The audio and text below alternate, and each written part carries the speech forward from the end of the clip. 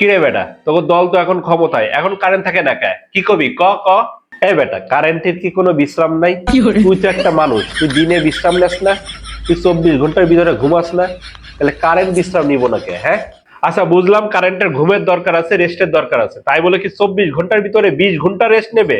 শোন, এটা হইতেছে তোর মতো কিছু জামাত শিবির গুপ্ত বাহিনী আছে, তাদের প্রোপাগান্ডা, বুঝছস?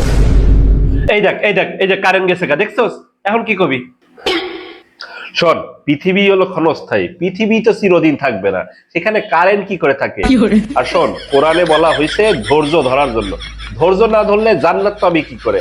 এখন কারেন্ট চলে গেছে, ধৈর্য ধর। এই দেখ, এই যে কারেন্ট চলে এসেছে, দেখছিস?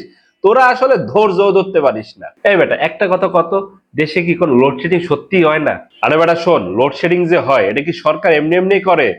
সরকার বিদ্যুতের অপচয় রোধ করার জন্য এই লোডশেডিং করতেছে, বুঝতে পারছিস? জনগণ তো বুঝে না, জনগণ তো এই দেশের জাতীয় সম্পদ এই বিদ্যুৎ, এটা অপচয় করে। এই অপচয় রোধ করার জন্য সরকার মাঝে মধ্যে লোডশেডিং দিয়ে থাকে। ও, তাহলে অপচয় রোধ করার জন্য লোডশেডিং করা হচ্ছে, তাই তো? অবশ্যই, লোডশেডিং দিলে বিদ্যুতের অপচয় রোধ হয়। কিরে, লাইট ফ্যান বন্ধ করলি কেন? বিদ্যুতের অপচয় রোধ করতেছি।